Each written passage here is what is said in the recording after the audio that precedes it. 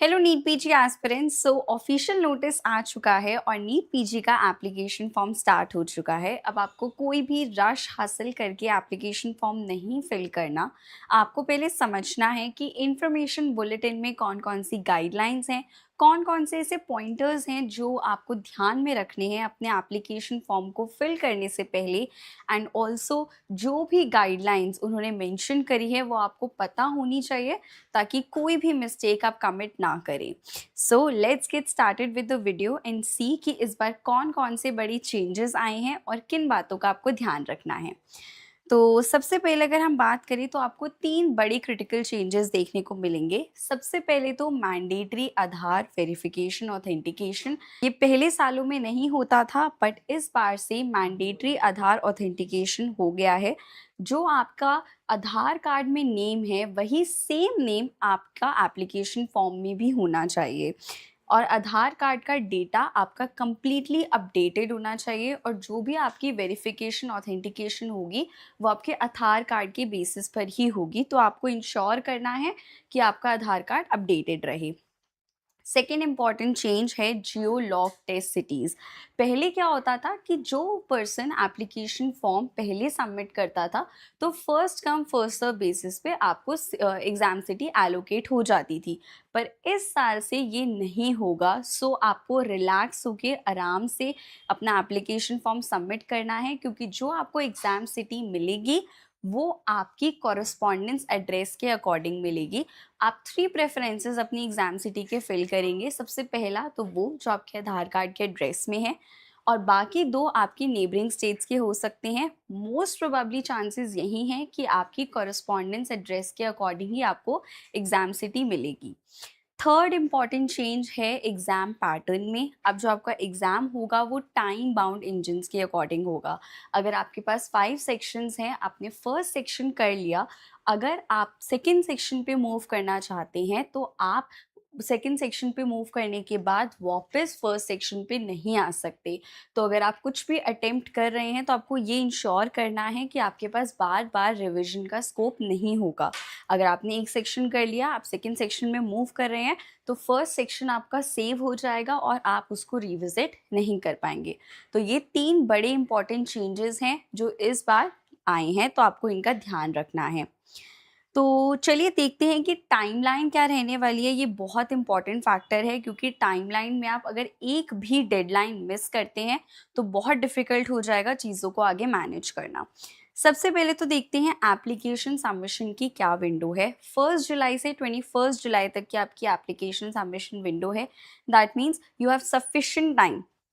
कोई हरी रश करने की ज़रूरत नहीं है क्योंकि जब आप जल्दी करते हैं तो आप कुछ ना कुछ मिस्टेक ज़रूर कमिट कर देते हैं। तो बिना जल्दी करे आपको पहले आराम से बुलेटिन को समझिए, इन्फॉर्मेशन को, डिटेल्स को देखिए, अपनी इन्फॉर्मेशन को अपडेट करिए और तभी एप्लीकेशन फॉर्म को सबमिट करिए। अब स्टैंडर्ड एडिट विंडो, अब आपको ना दो तरह से एडिट विंडोज़ मिलेंगी। सबसे पहली है स्टैंडर्ड एडिट विंडो। जब आपका एप्लीकेशन फॉर्म 21 जुलाई को क्लोज हो जाएगा उसके बाद 25 जुलाई से लेके 28 जुलाई तक आप बेसिक एडिटिंग कर सकते हैं। दैट मीन्स क्वालिफिकेशंस में, और अगर बेसिक आपका कुछ अपडेट है या कोई एडिटिंग है तो आप उसको कर सकते हैं। लेकिन उसमें भी आपको इंश्योर करना है कि जो कॉमन आपके जो स्टैंडर्ड चीज़ें हैं जैसे कि नेम हो गया, मोबाइल नंबर, ईमेल आईडी, ये चीज़ें आपकी बार बार एडिट नहीं होंगी। तो फर्स्ट लेवल पर ही आपको इन चीज़ों को सही फिल करना है ताकि बार बार एडिटिंग आपको ना करनी पड़े, क्योंकि ये चीज़ें तो आपकी एनीवेज एडिट नहीं हो सकती, लेकिन बाकी इन्फॉर्मेशन को भी आप फर्स्ट टाइम में ही करेक्ट भरने की कोशिश करना। एंड प्रेफरेबल यही रहेगा कि आप अपना एप्लीकेशन फॉर्म खुद फिल करें, साइबर कैफ़ेज़ पर डिपेंडेंट नहीं रहिए। अगर आपको कोई स्ट्रगल आ रहा है तो आप नीचे कमेंट भी कर सकते हैं। टैब इंडिया की टीम भी आपको गाइड करेगी कि कैसे आप उसको फिल कर सकते हैं, बट प्रेफरेबल यही है कि अपना एप्लीकेशन फॉर्म आप खुद ही फिल करें। नेक्स्ट है सिलेक्टिव एडिट विंडो। अब सिलेक्टिव एडिट विंडो में क्या होगा, सिर्फ इमेज रिलेटेड कंसर्न्स को आप एडिट कर सकते हैं। जैसे कि अगर आपकी फोटोग्राफ गलत अपडेट हुई है या फॉर्मेट के अकॉर्डिंग नहीं है, सिग्नेचर गलत है या थंब इम्प्रेशन गलत है, तो जो भी इमेज रिलेटेड कंसर्न्स हैं वो आप 31 जुलाई से लेके 10 अगस्त तक आप एडिट कर सकते हैं। उसके बाद 11 अगस्त को आपको टेस्ट सिटी का इंटीमेशन मिलेगा। आपको पता चल जाएगा कि आपका टेस्ट एग्जाम सेंटर कहाँ पर होने वाला है। और जो मैंने आपको पहले भी बताया था, क्योंकि जियो लॉक्ड सिटीज सेंटर्स होंगे आपके, तो आपका जो करस्पॉन्डेंस एड्रेस है मोस्ट प्रोबेबली चांसेस हैं कि आपको वही अपनी एग्जाम सिटी की तरह मिलेगा। तो आराम से रश नहीं करना और अपना एप्लीकेशन फॉर्म ध्यान से आपको फिल करना है। उसके बाद है आपका एडमिट कार्ड। आपका एडमिट कार्ड आपको 27 को इशू होगा। 30 को आपको एग्जाम डे है एंड 30 तक वी आर एक्सपेक्टिंग कि आपका रिजल्ट भी आ जाएगा। अब कई बार डिलेज हो जाते हैं, बट वी आर एक्सपेक्टिंग कि 30 को रिजल्ट आ जाएगा, तो काउंसलिंग प्रोसेस भी उसके अकॉर्डिंग प्रोसीड करेगा। अब आपको टाइमलाइन का तो एक रफ आइडिया हो चुका है। आप समझते हैं कि क्वालिफिकेशंस इंडियन मेडिकल ग्रेजुएट्स और फॉरेन मेडिकल ग्रेजुएट्स के लिए क्या क्या हैं और क्या क्या चीज़ें आपको इंश्योर करनी है। सबसे पहले तो आपकी जो डिग्री है इंडियन मेडिकल ग्रेजुएट्स की, वो एनएमसी की रिकॉग्नाइज होनी चाहिए। और जो एफएमजी कैंडिडेट्स हैं, जो फॉरेन मेडिकल ग्रेजुएट्स हैं, उनकी बेसिक जो क्वालिफिकेशन है वो एनएमसी की गाइडलाइंस के अकॉर्डिंग होनी चाहिए। और साथ साथ उनका एफएमजी का जो एग्ज़ाम है वो भी क्वालिफाइड होना चाहिए। दोनों ही चीज़ें मैंडेटरी हैं। उसके अलावा आपका एनएमसी या एसएमसी का परमानेंट या प्रोविजनल सर्टिफिकेट आपके पास होना चाहिए। Same goes for FMG candidates also. आपके पास एनएमसी या एसएमसी का सर्टिफिकेट होना चाहिए। वो परमानेंट भी हो सकता है, प्रोविजनल भी हो सकता है, दोनों ही एप्लीकेबल हैं। उसके अलावा आपकी इंटर्नशिप 30 सितंबर, जो कि आपका रिजल्ट डे है, तब तक आपकी इंटर्नशिप भी कंप्लीट हो जानी चाहिए। उसके बाद अगर आपकी होगी तो आपका एडमिशन पॉसिबल नहीं है। और इस पॉइंट को हमने इसीलिए हाईलाइट किया है because this is a very important point. और कैंडिडेट्स कई बार इस पॉइंट को मिस कर देते हैं और वो एप्लीकेबल नहीं रहते हैं फिर काउंसलिंग में बैठने के लिए। नेक्स्ट है आपका कोई स्पेशल क्लियरेंस। तो जो इंडियन मेडिकल ग्रेजुएट्स हैं उनके लिए कोई ऐसा स्पेशल क्लियरेंस नहीं है, लेकिन एफएमजी कैंडिडेट्स को मिनिस्ट्री ऑफ होम अफेयर्स की जो क्लियरेंस है वो उनको लेनी पड़ेगी, तभी वो एप्लीकेशन फॉर्म को प्रोसीड कर सकते हैं। ये कुछ बेसिक क्वालिफिकेशंस हैं, बेसिक एलिजिबिलिटीज़ हैं जो आपको इंश्योर करनी है, तभी आप एप्लीकेशन फॉर्म फिल करें, क्योंकि नहीं तो आप अपना एप्लीकेशन फॉर्म का जो कॉस्ट है वो भी लूज़ कर देंगे, आपको वो रिफंडेबल नहीं होगा। अब चलिए देखते हैं रजिस्ट्रेशन प्रोसेस आपका कैसे होगा। तो 3 स्टेप्स आपको फॉलो करने होंगे। सबसे पहला आपका होगा प्रोफाइल क्रिएशन। दैट मीन्स आपका यूज़र आईडी और पासवर्ड क्रिएट होगा। उसमें आपको मोबाइल नंबर और ईमेल एड्रेस अपना एंटर करना होगा। ये आपको मेक श्योर करना है कि जो भी आप मोबाइल नंबर या फिर ईमेल एड्रेस डाल रहे हैं वो कम्प्लीटली एक्टिव होना चाहिए, क्योंकि वो आपका बार बार चेंज नहीं होगा। तो जो आपका एक्टिव नंबर है, एक्टिव ईमेल आईडी है, उसी को आपको एंटर करना है और आपका रजिस्ट्रेशन भी उसी से आगे प्रोसीड होगा। सेकेंड स्टेप में आपका name, nationality, mobile number, email ID, Aadhaar details, correspondence address और टेस्ट डेट प्रेफरेंसेस होंगे। और ये भी आपको मेक श्योर करना है कि जो भी ये डिटेल्स मैंने अभी आपको बताई हैं ये आप बिल्कुल करेक्ट एंटर कर रहे हैं, क्योंकि ये आपकी बार बार चेंज नहीं होगी। जो आपकी स्टैंडर्ड एडिट विंडो है उसमें भी आपको इन डिटेल्स को एडिट करने का चांस नहीं दिया जाएगा। तो फर्स्ट लेवल पे इन डिटेल्स को आपको बहुत ध्यान से भरना है। उसके अलावा स्टेप 3 आपका फाइनल है फ़ी पेमेंट। विदाउट फ़ी पेमेंट आपका एप्लीकेशन फॉर्म नहीं कंसिडर किया जाएगा।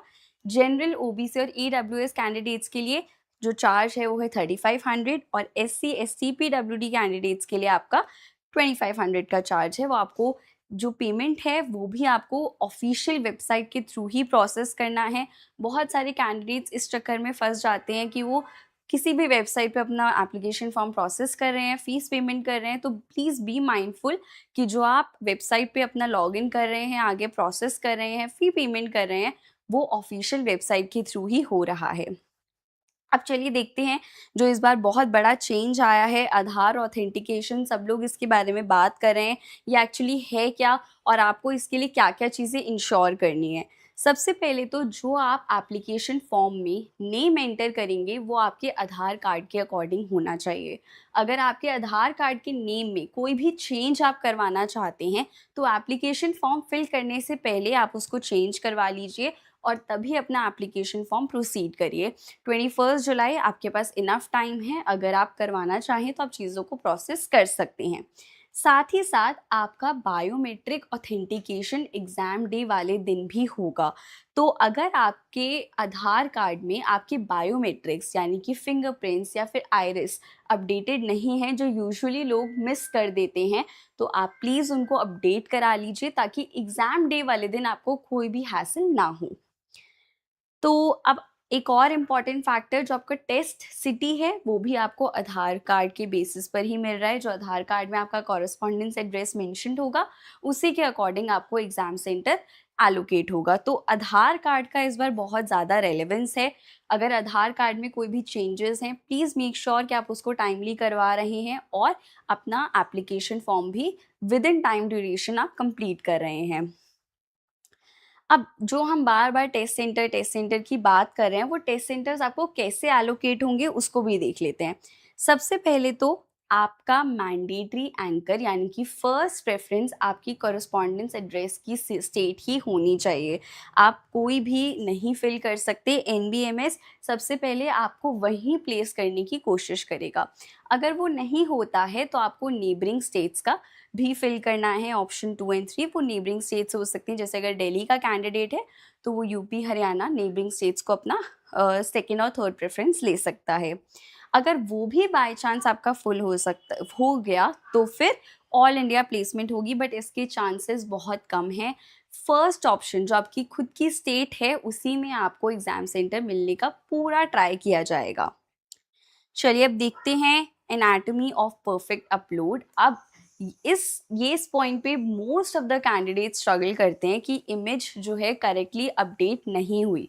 तो इमेज को अपलोड करने का क्या फॉर्मेट है, एक बार उसको देख लेते हैं। सबसे पहले तो डायमेंशंस यहाँ पे मेंशन्ड है। 35 mm विथ और 45 mm आपकी हाइट होनी चाहिए इमेज की। कोशिश यही करनी है कि आप प्रोफेशनल फोटोग्राफर से इमेज को क्लिक करा रहे हैं, क्योंकि क्या होता है कि बच्चे घर पे क्लिक कर लेते हैं, कैंडिडेट्स घर पे क्लिक कर लेते हैं, वाइट बैकग्राउंड देखते हैं, बट वहाँ पर फ्लिकरिंग का, फ्लैश का, इस तरह के कंसर्न्स आते हैं। और एनबीएमएस ने बहुत क्लियरली स्टेट किया है कि ये सब चीज़ें एक्सेप्टेबल नहीं होंगी। बार बार एडिट करने के प्रोसेस में जाने से अच्छा है आप एक बारी में प्रोफेशनल फोटोग्राफर से क्लिक कराइए अपनी फोटोग्राफ और फिर उसको अपलोड करिए, क्योंकि यहाँ पे क्लियरली मेंशन्ड है कि वाइट बैकग्राउंड होना चाहिए, कोई शैडो, कोई फ्लैश, कोई लाइटनिंग या रिफ्लेक्शन हो किसी ग्लास की, कुछ भी परमिटेड नहीं है। ऑल्सो जो आपका फोटोग्राफ है उसमें 70 to 80% जो फ्रेम है वो आपका फेस का होना चाहिए। ऐसा नहीं कि आप फुल बॉडी ले रहे हैं, आपका अप्रॉक्सीमेटली आप नेक तक मान सकते हैं आपकी पासपोर्ट साइज फोटोग्राफ होगी। और साथ ही साथ आपको ये भी देखना है कि आपका जो फेस है वो क्लियरली विजिबल हो। ऐसा ना हो कि बहुत ज़्यादा हैट्स पहनी हुई हैं, गॉगल्स पहने हुए हैं, आपको इस तरह की चीज़ें जो है अवॉइड करनी है। साथ ही साथ आपको अपना सिग्नेचर और थंब इम्प्रेशन भी अपलोड करना है। अब अगेन वो भी अगर आप रैंडमली फ़ोटो अपना क्लिक करेंगे फ़ोन से तो वो इतनी अच्छी क्लियर नहीं आती है। अगर आप उसको भी पेपर पर साइन करके प्रोफेशनल फोटोग्राफर से क्लिक कराकर अपलोड करते हैं वो ज़्यादा बेटर है। नहीं तो आपको ये अच्छी एप्लीकेशन या वेबसाइट को यूज़ करके आप अपना घर पे भी कर सकते हैं। अब एडिट विंडो का क्या है? अब एडिट विंडो मैंने आपको बताई 2 एडिट विंडोज़ हैं आपकी। एक है स्टैंडर्ड एडिट विंडो जो आपकी जुलाई 25 से 28 तक है। उसमें क्या-क्या कर सकते हैं चेंजेस और कौन-कौन कर सकता है वो जान लेते हैं। सबसे पहले तो जिन लोगों ने फ़ी पेमेंट करी है वो कोई भी एडिट कर सकता है और आपका category, PWD status, academic details ये चीज़ें आप एडिट कर सकते हैं। लेकिन नेम, ईमेल, आधार, स्टेट, एड्रेस ये चीज़ें आप एडिट नहीं कर सकते। उसके अलावा आपकी आती है सिलेक्टिव एडिट विंडो जो आपकी जुलाई 31 से लेके 10th ऑफ अगस्त तक होगी। इसमें वही कैंडिडेट्स एडिटिंग कर सकते हैं जिनको एनबीएमएस ने नोटिफाई किया है कि उनकी इमेजेस करेक्टली अपलोडेड नहीं हैं। Like for example photograph, signature या थंब इम्प्रेशन अगर कुछ भी ठीक तरीके से अपलोड नहीं है तो एनबीएमएस आपको नोटिफाई करेगा, या तो आपके डैशबोर्ड पे आएगा या फिर आपके मेल पर आएगा और तब आपको इसमें चेंजेस करने हैं। अच्छा, इस सिलेक्टिव विंडो के टाइम पे आप कोई भी टेक्स्ट रिलेटेड एडिटिंग नहीं कर सकते। तो आपको इंश्योर करना है कि जो भी अगर आपकी मिस्टेक्स रही हैं तो करेक्ट एडिटिंग विंडो में आप उसको चेंजेस को कर रहे हैं। अब देखते हैं कि रिजेक्शन आपको किन बेसिस पर मिल सकता है। सबसे पहले तो आपको फेक एड्रेस नहीं फिल करना, जो एक्चुअल एड्रेस है, आधार कार्ड में एड्रेस है, उसी को आपको फिल करना है, उसी के अकॉर्डिंग आपको एग्ज़ाम सिटी भी मिलेगी। Next, ignoring the image portal. बहुत सारे कैंडिडेट्स यही करते हैं कि वो इमेज फॉर्मेट को स्किप कर देते हैं, ईज़ी कन्वीनियंस देखते हैं और उसकी वजह से उनकी जो रिजेक्शन है वो हाई होता है। तो इस प्रोसेस में आप नहीं आइए, आप प्रोफेशनल फोटोग्राफर से रीसेंट, क्योंकि ये भी बहुत इंपॉर्टेंट है कि रीसेंट इमेज होनी चाहिए, आपकी लेटेस्ट होनी चाहिए, बहुत पुरानी बैकडेटेड फोटोग्राफ्स वर्क नहीं करेंगी। और साथ ही साथ नेम मिसमैच, अगर कोई भी नेम में मिसमैच है, जो आधार कार्ड में नेम है उसी को आपको एप्लीकेशन फॉर्म में फिल करना है। कोई भी अगर उसमें स्पेलिंग ए, फॉर एग्जांपल अगर कोई नेम है आकाश तो डबल ए, सिंगल ए, इस तरह के मिसमैच आपको नहीं करने। जो आधार कार्ड में नेम मेंशन्ड है आप उसी को एप्लीकेशन फॉर्म में करिए। अगर आधार कार्ड में भी कोई अपडेट रिक्वायर्ड है तो पहले आप उस अपडेट को करवा लीजिए, तब आप एप्लीकेशन फॉर्म को आगे प्रोसेस करिए। अब टाइम बाउंड एग्जाम इंजन, अब ये बहुत ज़रूरी है। आपके पास अप्रॉक्सीमेटली अब जितना भी 2 महीने का टाइम है, 1-2 महीने का टाइम है, आप उसमें उसके अकॉर्डिंग प्लान करिए अपनी एग्ज़ाम प्रिपरेशन को, क्योंकि आपका एग्ज़ाम पैटर्न अब टाइम बाउंड होने वाला है। जो भी आप मॉक टेस्ट दे रहे हैं, आपकी जो भी एग्ज़ाम स्ट्रैटेजी है, आप उसके अकॉर्डिंग रखिए, क्योंकि आप बार-बार सेक्शंस को रिवाइज़ नहीं कर सकते। यहाँ पे क्लियरली है, मेंशन्ड है कि सिंगल शिफ्ट में आपका कंप्यूटर बेस्ड टेस्ट होने वाला है। और golden rule, you can not move the next section until the time expires. अच्छा, ये भी बहुत इंपॉर्टेंट है कि जब तक 42 मिनट्स की विंडो कंप्लीट नहीं हो जाएगी आप नेक्स्ट सेक्शन पर नहीं जा सकते। एंड साथ ही साथ आप बार बार चेंजेस को नहीं कर पाएंगे, you can not come back to the previous section. तो ये चीज़ें आपको ध्यान में रखनी है और उसी के अकॉर्डिंग अपनी एग्ज़ाम स्ट्रैटेजी को प्लान करना है। अब एग्ज़ाम डे पे आपका क्या प्रोटोकॉल रहेगा? सबसे पहले तो 7 AM से आपका रजिस्ट्रेशन और वेरिफिकेशन प्रोसेस स्टार्ट हो जाएगा। 8:30 पे आपका गेट बिल्कुल क्लोज़ हो जाएगा, बार-बार एंट्री नहीं मिलेगी। तो आप इंश्योर करना है कि आप टाइमली पहुंच रहे हैं, क्योंकि वेरिफिकेशन प्रोसेस में भी टाइम लगता है। क्योंकि वेरिफिकेशन में क्या-क्या चीज़ें होंगी, उसमें आपको क्या-क्या चीज़ें कैरी करनी है, वो भी हम डिस्कस कर लेते हैं। सबसे पहले तो आपका एडमिट कार्ड, जो आपका एडमिट कार्ड है वो आपका कलर्ड होना चाहिए, कोई भी ब्लैक एंड वाइट नहीं आपका एक्सेप्टेबल होगा। यहाँ पे उन्होंने क्लियरली मेंशन किया है। आपका एसएमसी या एनएमसी का जो रजिस्ट्रेशन का सर्टिफिकेट है वो भी आपका कलर्ड कॉपी होना चाहिए, और साथ में आपका वैलिड आधार कार्ड या फिर पासपोर्ट या वोटर आईडी होना चाहिए। ई आधार यहाँ पर एक्सेप्टेबल नहीं होगा, कोई भी फोटोकॉपी, स्कैन कॉपीज़ या डिजी लॉकर भी आपका एक्सेप्टेबल नहीं है। आपको फिजिकल कॉपी रखनी है आधार कार्ड, पासपोर्ट या फिर आपके वोटर आईडी कार्ड की। एग्ज़ाम आपका 9 AM पर स्टार्ट हो जाएगा, तो प्लीज़ मेक श्योर कि आप ये तीनों चीज़ें कैरी करें। ऑल्सो एडवाइजेबल ये है कि आधार कार्ड और जो आपका एसएमसी एनएमसी का रजिस्ट्रेशन सर्टिफिकेट है उसकी आप एक्स्ट्रा कॉपीज़ कैरी करना, ताकि कोई भी अगर इमरजेंसी या कोई हैसल होता है तो आपके पास हैंडी रहेगा।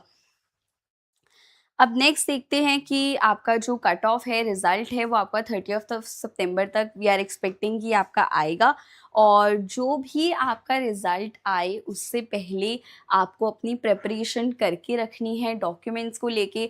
अभी तो आपका ध्यान आपके एग्ज़ाम पे होना चाहिए और साथ ही साथ एप्लीकेशन फॉर्म पर भी, क्योंकि एप्लीकेशन फॉर्म आपको मेक श्योर करना है कि आप करेक्ट फिल कर रहे हैं, ताकि कोई भी आपको हैसल ना हो, right. So that's it, all the best. We hope कि आपका एग्ज़ाम अच्छा जाए, आपको कोई स्ट्रगल्स ना आए और आप जो ड्रीम सीट लेना चाहते हैं, जो ड्रीम ब्रांच आप सिक्योर करना चाहते हैं, आप उसको अचीव कर पाएँ। और if you have any queries in filling the application form, आप नीचे कमेंट कर सकते हैं या टैब इंडिया की टीम को कॉन्टैक्ट कर सकते हैं through the given number, and we will try to help you in all the way possible. All the best.